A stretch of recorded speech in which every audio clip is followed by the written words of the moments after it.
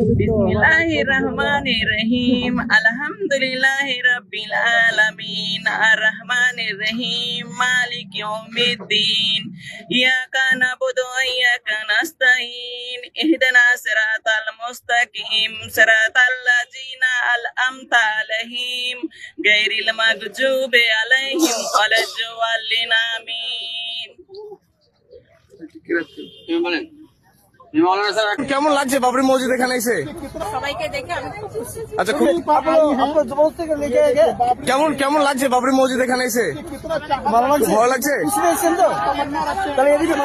হ্যাঁ, কিছু বলছেন বলুন। মুর্শিদাবাদ থেকে এসেছি বাবরি মসজিদ দেখতে।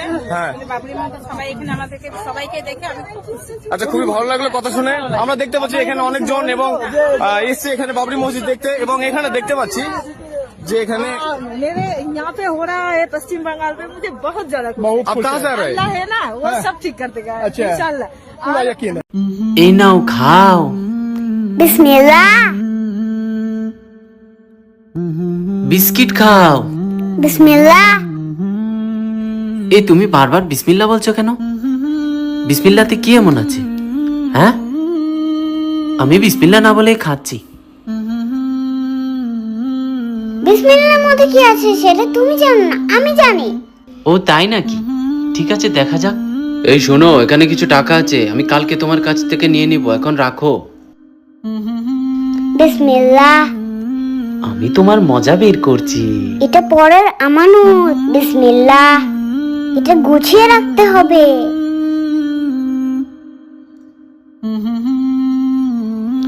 এবার তোমার বিসমিল্লাহ বলার মজা বের হবে।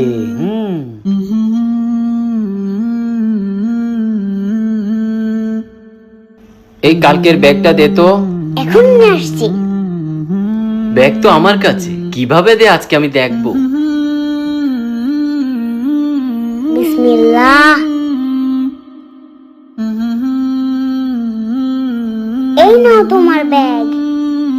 কিরে, ব্যাগ কোথায় গেল? ব্যাগ তো আমার কাছে ছিল। হায় আল্লাহ, আমি অনেক বড় ভুল করে ফেলেছি। দেখেছো বিসমিল্লাহর কত পাওয়ার। আসুন আমরা সবাই বিসমিল্লাহ বলে কাজ শুরু করি।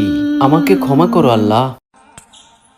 হাসবি রব্বি জাল্লাল্লাহ মাফি কলবি হায়রুল্লাহ নূর মুহাম্মদ সাল্লাল্লাহ হক লা ইলাহা ইল্লাল্লাহ হাসবি রব্বি জাল্লাল্লাহ মা ফিহি কলবি হায়রুল্লাহ নূর মুহাম্মদ সাল্লাল্লাহ হক লা ইলাহা ইল্লাল্লাহ লা ইলাহা ইল্লাল্লাহ লা ইলাহা ইল্লাল্লাহ।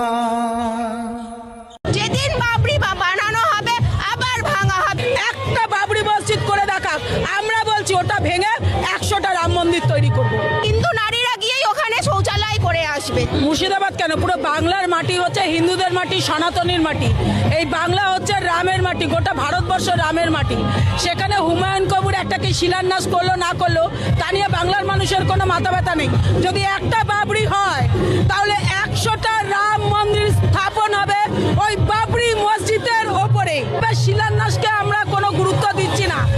বাংলার বুকে একটা বাবরি মসজিদ করে দেখাক। আমরা হিন্দু সনাতনীরা বলছি